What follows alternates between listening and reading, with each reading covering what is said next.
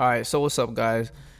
We're back again with another video, and this time we're going to be talking about the Joe Budden podcast drama that's been surrounding. So, for most of you guys that haven't bought the $2 Venmo video that Rory and Mal had put out, Mal's been campaigning this whole thing hard. Rory hasn't really posted any links or done anything, but he's been backing it heavily, probably on the back end, just taking care of stuff. So, Mal is probably very adamant about this because from my understanding, his name's been slandered and he's trying to clear up his name because, Mal is a cool guy, solid, has never done anything corny. But to my understanding, that is true. He's been solid to Joe. You can see Joe's grown the ego. Mal took some little shots at him by Joe wearing these funny hats. And while that is true, you can see what Joe's been flexing on his money lately, just wearing these weird ass fits. If you guys haven't checked out the Joe Budden fits page, I suggest you guys check that out. It's probably one of the funniest pages I've seen in my life, no cap. So I suggest you guys look at that. But what he's referring to that is when he was wearing those Versace hats, those Balenciaga dad hats, the Miri hat, which is funny because I've never seen somebody wearing a Miri hat either. So in terms of that, you can see that Joe's changed. The money has amplified his who he really is. Just thinks of everybody as peasants. Maybe he hasn't said it, or he said it jokingly, but it's true. He probably does look at people different, like he's in a higher status right now because these deals are rolling in. Everybody's calling his name, and I think he did get a little clouded for a bit, thinking that he changed the whole game. His name, Joe Budden, when it was actually the three of them that made the podcast pop, in my opinion. Yeah, Joe Budden had a hit single, Pump It Up, and he had a long music career. But to be fair, like Mal said, Mal exposed them on the podcast, on their own podcast on Vimeo, that when Joe was rapping, people weren't really showing up for Joe like that. It's not like he had the stadiums packed, the venues packed, the line around the corner. So that's a good point that he made, that don't get it twisted. You were a good rapper, you were a lyricist, but you weren't mainstream. You weren't Cardi, Travis Scott, freaking packing out arenas and people looking for you, sold out tickets. Some of these shows were empty, as I've seen. Some of these shows were kind of just, it's just 100 people in here and that's it, and it wasn't sold out. There was still more room to be packed. So I think he did get a little twisted, a little clouded. And to be fair, they came in here as boys, and for him to be doing all that weirdo shit, it's kind of weird that he's just gonna air out Rory on air, just go flat out, call him measly, and that he's a snake, and that he's been money hungry. He's painting these narratives that he's money hungry and that he's just been asking about money, what's this, what's that, when that's not the case, because Rory cleared all that too. And that was actually the funny case. Cause with the funnies, he was with the funnies, but that was a funny case because he has receipts and evidence for all this, that all email threads, if it has to go there. So if you guys haven't seen it, I'm gonna just break it down real quick. The first is just, they broke it down from the beginning, from day one, where Rory actually set up the email for the initial podcast from episode 1. Rory's been there since episode 1. So Joe was trying to paint it like he came in later. Mal did come in later. He came in around episode 77. But to be fair, I've been watching this show for a while. I was a big fan of the show.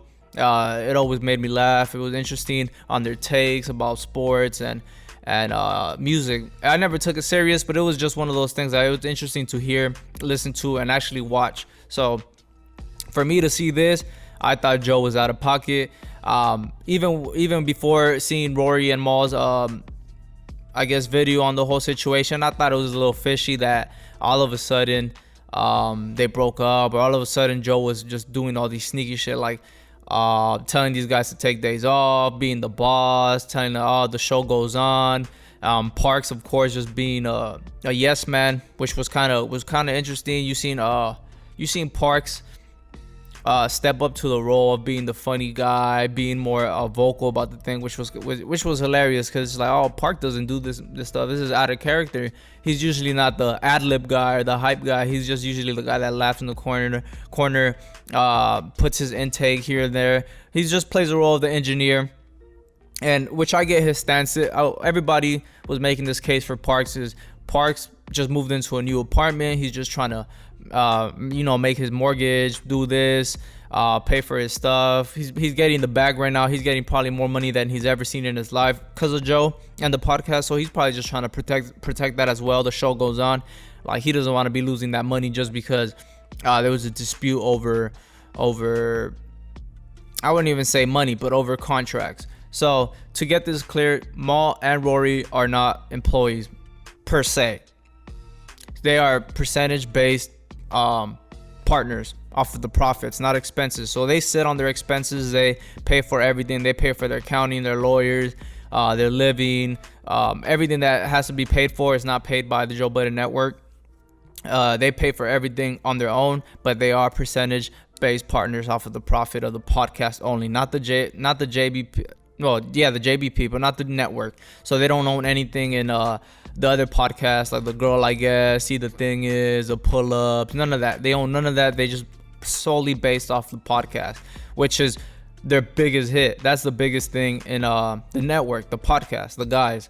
So the other ones are still brewing, but it's not looking good for Joe right now because he got caught in a whole bunch of lies because Rory and Mal aired him out, and they have evidence to back all this up. And he did issue an apology to the guys, wishing them the best, praying for them, praying for him. So in my honest opinion, I don't think there's any coming back from this. I don't think there's any way you could salvage the friendship. I don't know about Mal. Rory seems more a little cool on the industry side, kind of keeping the connections and all that. But as in terms of Mal's, I don't think there's nothing you could do to salvage that relationship with Mal, especially trying to get him back on the pod or being publicly seen with Joe. Maybe behind the scenes they chop it up or they squash that, but I don't see Mal kicking it publicly with Joe Budden. Rory maybe, but I doubt it, just because that was a humiliation tactic. He tried to make them look like they were the bad guys when in reality Joe's team was being fishy. If you guys signed that contract, then yeah, you guys are obligated to all be transparent with just that. They're not asking to see Joe Budden's full contract. They're not asking to see what he makes with the pull-up, Patreon, whatever. They just want to know what the deal is with the podcast, what the Spotify deal was with the podcast, what the Patreon deal was with the podcast. Nothing else. They're not asking for anything more or anything less. They just want to see what the contract, where they're at, because that's how they get paid. They have to see what they've made with the podcast in order to take their percentage and add it to the total, and from there make money or count their money. So I definitely see where things get tricky there, where the friends and business don't mix, because like Rory said, that they were a little naive that Joe's not gonna do what's wrong. Joe wouldn't do anything stupid. Mal was under that impression as well, like, nah, Joe won't do me like that. But look at where they're at now. Characters defamated, humiliated, and yeah, they're going through it right now in terms of like, damn, what the hell just happened? You never in a million years you guys they would have thought this happened. This was supposed to be the easiest bag they got. They're friends. They're just chopping it up twice a week on the podcast, getting new deals, spreading the money, splitting the money, and now they're at where they're at now. And I do honestly think Joe Budden got a little money hungry, a little greedy. He wanted to just be like, nah, he wanted to prove a point that it was him that created this whole thing, that the value only rose because of him. And they're not arguing that the initial push was from Joe Budden's name, anything. So they're not arguing that. They don't argue that they should be getting more percentages. They're cool with their percentages, but as long as everything's fair, the percentage and the money made from the deals adds up. It's not like they're trying to get they're not trying to get more, they're not trying to get less. They're just trying to get what the contract says. And yeah, things are being just confusing when it shouldn't be. It should just stick to the script of what the contract says, what the money and profits were made, and then boom. Even with the touring, the merch, and everything, anything off the name of Joe Budden podcast, the podcast should be transparent and across the board, split evenly between them three. Because I don't think Parks is a profit partner. I think he's cool with the salary, which is cool to have a guy like that. But when you have those partners, you have to be transparent across the board.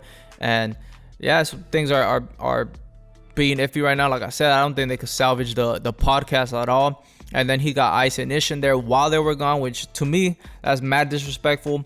to be trying out if you could replace them, because essentially that's what it is. It's not like, oh, it's a placeholder until the guys come back. Nah, Joe Budden is purposely trying to plug and play other people that would take a lower salary, half of what even Maul and Rory made for just one of them, and split it amongst two. But I don't think it works. I'm not a big fan of Ice and Ish. They're cool, but they don't bring that same energy, because you got Maul, who's a Rockefeller affiliate through his big brother, and then you got Rory, who's worked in the industry, knows some people, hears some things, knows artists and all that. So you get more of those takes that are real. Ice and Ish, to be fair, they're just dudes from the corner. They're just dudes Joe probably grew up with or met on the way up, but they don't really do anything. They don't do much of the industry stuff, or they don't have many insights on that besides them growing up and listening to hip hop and doing that. So they don't have they don't have a skin in the game.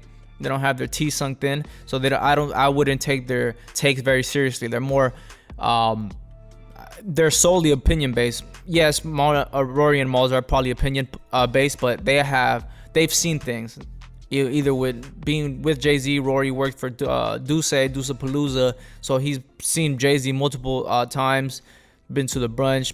He's seen things. So that's where it gets interesting, that you got, I wouldn't say certified, but you got credited people that when they speak or put their name on something, they got things on the line. They got bridges to burn. So they got to be careful in what they say. And if they do say it, then that they truly meant it, and they probably have seen things of that nature. So that's where I think Ice and Ish don't fit in. And yeah, that's mad disrespectful. You're trying to plug and play, trying to see if it would work and replacing them. But I think the only reason those numbers are so high in the Ice and Ish episodes is just that the whole controversy around it, and the brand is pretty big itself. The Joe Budden podcast is pretty big, so people are going to be tuning in already, just because what Rory and Maul and Joe have built has already been pretty high and stable, that people are going to tune in. But those numbers are going to drop once the controversy ends, once everybody's done talking back and forth, bickering. I think those numbers will drop. And I'm honestly interested on what Rory and Maul are going to do in terms of making the podcast himself, because Maul posted on Instagram the other day their logo of Rory and Maul podcast. So that is interesting. If they are going to be doing that, they are big enough that they could get some type of deal. I seen they did the Vimeo on demand, so that's definitely a lane they just opened up. They just opened up that lane with Vimeo on demand, so I can see them potentially partnering up and streaming through them visually. And I mean, nothing stops them from going on Spotify, Apple Music, or Apple Podcasts, or any of these streaming services, because Joe publicly said that he's gonna sue the pants off of them if they start another podcast. But Rory clarified that the lawyers and accountants specifically said no YouTube podcast, no visuals on YouTube. So it'd be interesting to see that. And that is a grimy move again. So Joe did apologize. So I'm pretty sure he's not going to be block him from doing another podcast. I mean, if everything doesn't work out, the least you could do to be a fair dude and a friend that you were at the point is let them do their own thing. Let them do their own podcast. And Joe publicly said that he doesn't think they could hold their own podcast on their own. So it's one of those for Joe not to be insecure and let his testament be true, his statement be true, that he doesn't think they could hold the podcast on their own besides the expenses, because he tried to scare him with the expenses, that saying that who's gonna pay for studio time, insurance, engineers, and all that. But I don't think it's that crazy. I think they have enough money to rent out a studio, do it at somebody's house, and get an engineer to mix everything, and not breaking the bank, and making progress forward. And right now would be the best time to do it, because they have all this controversy around everybody's name, so much hype, everybody's tuning in. I'm pretty sure they did numbers on the Vimeo on demand. They sold it for $2, so I could easily see 100,000 people paying for that. I paid for it myself just because I support them. I feel for them, that I don't think anybody should be going through slander like that, especially when it's nobody did anything wrong, especially Rory and Maul. From my understanding, they didn't do anything wrong besides want to see what the profits are. That way they could send it to their accountant and properly and plug in that percentage to see how much they actually made, not being shorted. And yeah, so Joe's been going through it. I know he's been he apologized publicly. saying he's proud of the guys and all that for doing that. And so I don't think, and another rumor I heard is that he's doing all that way Rory doesn't send them to audit, because if they do get audited and the contract holding over stuff, so might as well fix it. And if it has to end, it ends. And if they ever salvage their friendship, cool. If they don't, cool, keep it pushing. But Joe is definitely being a clown. He's doing weirdo stuff. I'm pretty sure he has lawyers in his ear. Ian, his manager, is probably being like, nah, bro, like, you built this. Don't let these guys ruin what you built. And it's not like that. I think the three of them built it. I think if it wasn't that trio, it wouldn't have grown so fast. It wouldn't have been so big. They probably wouldn't been seeing the deals they have. Rory actually aired out that he brought most of those deals in too. He brought in the title deal from the beginning, the earliest stage of the podcast. Joe just aired him out, just screamed at him, cussed him out, saying don't ever be making deals or talking deals without me or whatever. That all goes through him. But Rory was just checking in. He never agreed to anything. He would just relay it back to Joe and the team and be like, hey, this is what was presented to me, but I'm gonna toss it to you guys. That way you guys see if it makes sense. And rumor is that Rory did bring in that Spotify deal as well, the big Spotify deal they did for 2 years, that he initiated that he received the email, he received everything and tossed it to Ian. And from there, obviously they got finalized because they were on Spotify exclusively for 2 years. And yeah, so things are just interesting right now, because I know Joe's going through it in terms of like, damn, you just fucked over your boys technically. Yeah, that was never intended to happen, but it happened. And Joe's case is that he doesn't appeal to authority, that anytime somebody tries to big bro him or boss on him, he just does something crazy and stupid. He just tries to one up him, like, oh, you thought you were gonna do this? All right, I'm gonna just shake the whole tree and mess everything up. So that's definitely not the way to go with this. I like Kevin Hart said, that's not professional. That's not the way you go. You present yourself as a mogul, a podcast mogul, a pioneer in this whole thing. So you got to act like one. If you guys do have problems behind the scenes, squash it behind the scene and just pop up with ice and ish and keep it pushing and just be like, well, that's what it is. What it is. There was differences that we couldn't work out and just keep it pushing. But that wasn't the case for Joe Budden. He publicly did it on air. He thought for some reason that because it was behind Patreon on a paid wall subscription that it wasn't going to get leaked. But that's not how the internet works, bud. Everything gets leaked. Everything gets aired out. And it went viral. And the newest allegations towards Joe Budden is the sexual harassment claims that Olivia Dope, one of the co-hosts from See the Thing Is, that Joe was being nasty with her, and it was on a public podcast. I seen it the other day, and Joe was being a little hasty, but it just depends on how the other person takes it. And Olivia Dope didn't take it very well. You could publicly see it on the podcast. Her face was in disgust. She was like, "No, that's not gonna happen."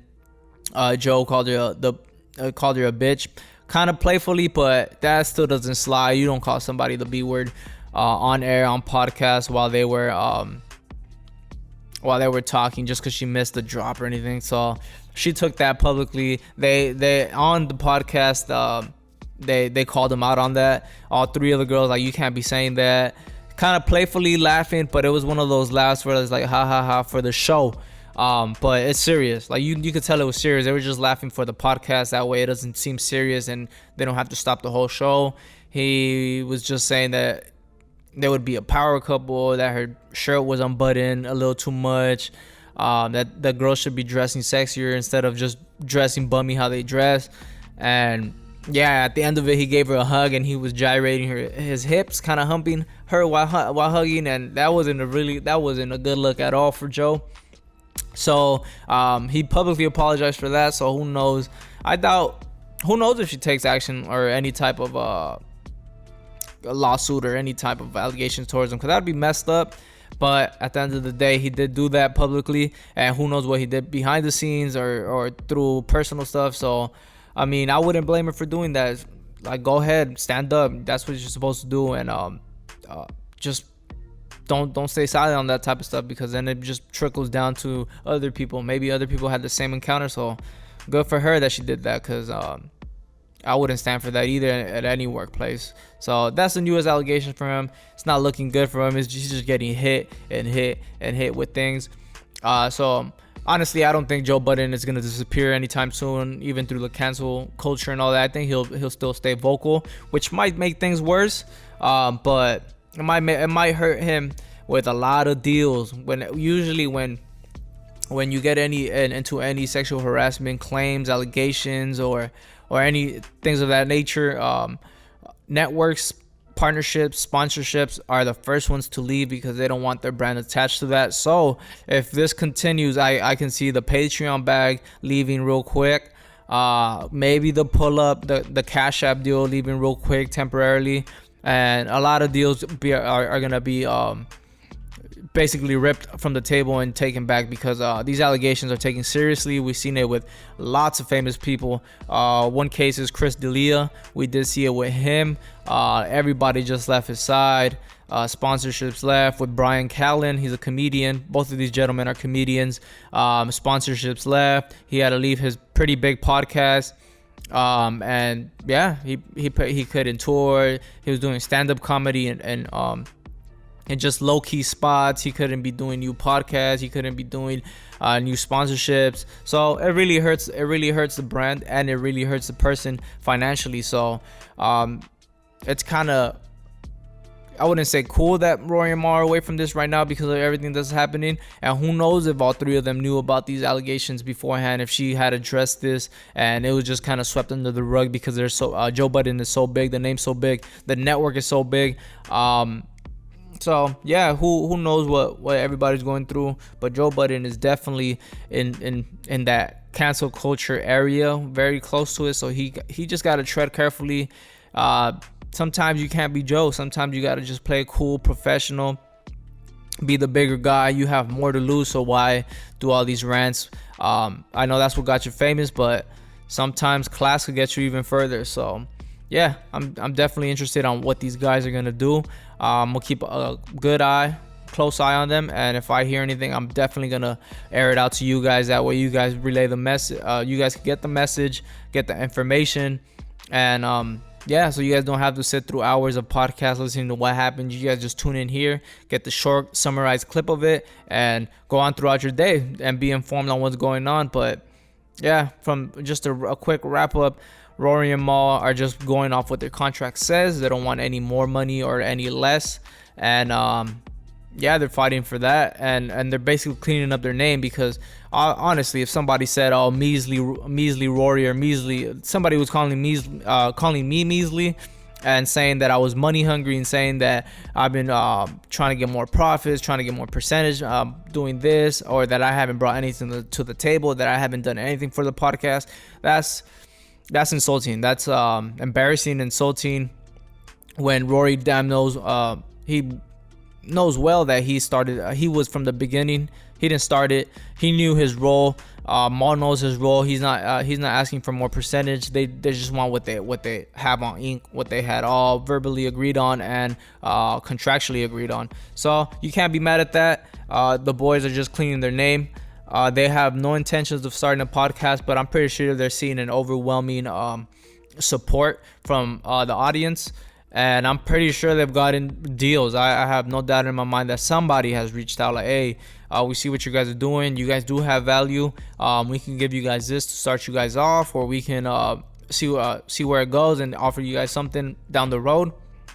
So it's definitely something that I'm pretty sure they've considered. Mal put out a logo, so I'm pretty sure there's talks already. And I mean, the podcast game is a simple world for bigger people like these guys that have audience rolling. It's a simple bag. You go twice a week, talk to your friends or talk to your co-host, have a set script of what you guys want to talk about for an hour and two, racking the views, racking the subscriptions, racking the paid wall subscriptions like Patreon, Vimeo on demand, and you get paid, and you just go through your day. And these guys aren't so big that they're celebrities that where they'll be getting hounded 24/7. So it's a simple bag in my opinion.